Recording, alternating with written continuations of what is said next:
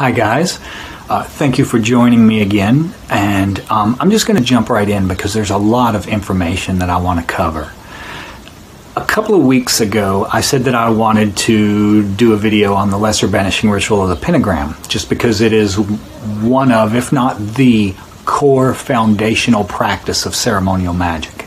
Everything that you do after this, like bigger, more complicated rituals, will be based on the formula that you learn while you're doing this.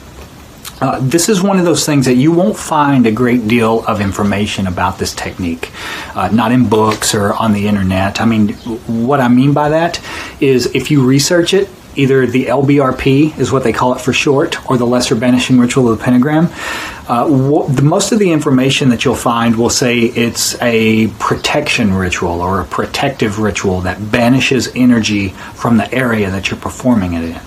And while that is absolutely 100% true, it also doesn't even begin to scratch the surface of everything that this exercise does.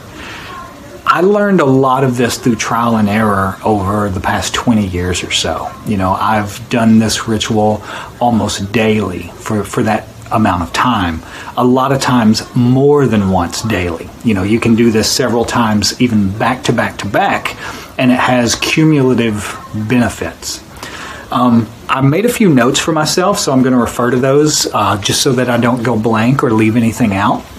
And in addition to my own experience, I was also fortunate enough to have many teachers of different traditions, both in the realm of ceremonial magic, Buddhism, paganism, and Wicca, all of those things. I have had a lot of people who invested time and energy into furthering my education and my practices, and those are some of the things that I want to share with you. It keeps you from having to make some of the same mistakes that other people did, and speeds up your rate of progress. One thing I want to talk about, one of the things that it does is it strengthens your aura, as well as hardening the outer perimeter so that it becomes much, much harder for outside energies to penetrate you. The reason that's important, and what I mean by that, is energy is incredibly contagious. If you've ever been around someone who complains all the time, or someone who criticizes other people all the time, or someone who constantly gossips, the more you're surrounded with people like that, the more you'll find that gradually over time, you yourself will start doing some of those same behaviors. That's because you are absorbing some of their energy, just like they're absorbing some of yours. You're mingling all together, and that's not always a great thing. For example, when I was in prison, one of the reasons that I would do this ritual, this technique over and over and over, is because I did not want to take in any of the energy around me. The energy of the place itself, the people there, anything else. Just one really graphic example would be that for about 2 years, I was in a cell next to a man who had taken a hatchet to 2 old ladies because he wanted their Social Security check. I did not want that energy having an effect or an impact on any aspect of my being. So I would do this ritual over and over and over just to maintain my own sanity and safety in that place. Also, the hardening of the outer perimeter of the aura is also the very first step in crystallizing the aura, and that is one of the most important aspects of ceremonial magic. The crystallization of the aura is what houses the consciousness after the death of the physical body. When we think of an aura, the first image that'll come to most people's minds is like an egg-shaped dome of energy around the body. As a matter of fact, I have a little printout here. It's not the greatest, but it gives you a general idea. As a matter of fact, most people's auras do not look like that. The only way an aura has that definite a boundary and shape is if you spend time and energy and discipline and dedication practicing making it that way.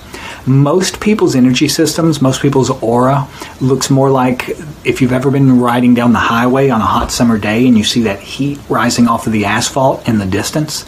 That's what most people's aura looks like, because that's the way you're giving off energy. It does rise from you like that. The thing that makes it keep that shape is repetition and practice. Repetition and practice. Also, different techniques in magic, you do them the same way, but they affect different parts of the aura. Doing the lesser banishing ritual is the very first step that you take. If you're going back to this diagram for just a second, you see the physical body here, and this gives you an idea of how large the aura actually is. Most people, whenever they think of it, they think of it as extending maybe 6 feet from you in every direction. It actually extends about 50 feet out of your body in every direction. But what happens, the reason that we don't perceive it is because the further you go out, the more ethereal it gets. The closer you come in, the more dense it becomes. Even like the physical body itself, some people refer to it as the condensed etheric body, because it is like your physical body is looked at as being the most dense aspect of your aura. This is still the aura, but there's much more to us that we don't even realize is there. Another thing about what this does, you'll hear me talk a lot in magic about how two of the main reasons that we do magic on a day-to-day basis is for either manifesting something in some way, either to bring about a change in ourselves or in our environment or in our life, or as spiritual sustenance. What I mean by spiritual sustenance is that whenever you do this ritual, you are literally feeding your aura. You're filling it full of an energy that it absorbs through the course of the day, just like your body absorbs and digests food. I'm referring to my notes real quick. One thing that I learned when I was first starting to do magic, I had a teacher who told me we never ever use our own energy because it depletes us. We use energy that we take in from outside. And we take in energy all the time. We take it in through the food we eat, through the water we drink, but the number one way that we take in energy is through breathing. You can go for weeks without food, you can go for days without water, but you can only go for a couple of minutes without breathing. When I'm talking about energy, I'm talking about something that there is a name for in pretty much every culture in the world except ours here in the West. The Chinese call it qi, the Japanese call it ki, the Hebrews call it ruach, the Indians call it prana. We are the only ones who really don't have a name for it. So I usually just use the term energy just because it's so non-denominational and, most people get a general idea of what you're talking about. So when we're invoking angels, when we're drawing pentagrams, all of these things, we do them with outside energy that we're taking in through breathing and through visualizing. What visualizing does is as you take in this chi, as you take in this energy through the breathing process, visualization allows you to give it a shape and a function. You are sort of imposing characteristics and qualities on this energy through the visualization process. Another thing that it does is it will tremendously enhance what we call your psychic perception. Now, what that means in magic is not the same thing that it means on like TV shows or anything like that.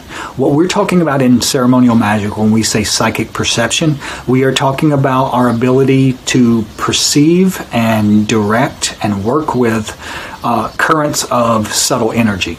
I don't mean it's like, on TV shows, it's like someone will touch something and suddenly they'll get a vision of something that's going to happen in the future. That is not anything even remotely close to what we're talking about in magic when we use the phrase psychic perception. Another thing that you're learning when you learn this ritual is a formula that you will put into practice with every other ritual that you ever do in the realm of ceremonial magic. It's sort of like in The Karate Kid, whenever Mr. Miyagi was teaching Daniel, he didn't even realize he was being taught a lot of times. He would make him do things like, wax the car, and he's learning these movements that he doesn't even realize can be used for another purpose other than what he's doing with them. That is very, very much the same thing that happens whenever we do this the Lesser Banishing Ritual of the Pentagram. Lastly, real quick, what I'm going to touch on is it brings balance and harmony to the 4 different aspects of ourselves. We call them earth, air, fire, and water. Each of these things, earth, air, fire, and water, represent a different aspect of our being. Like when we're talking about air, we're talking about our intellect, our thought processes, our ability to use logic and reason.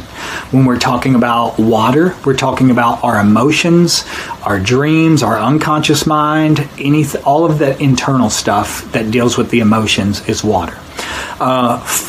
Fire is our internal drive, our ambition, our creativity, that thing in us that causes us to constantly seek forward momentum.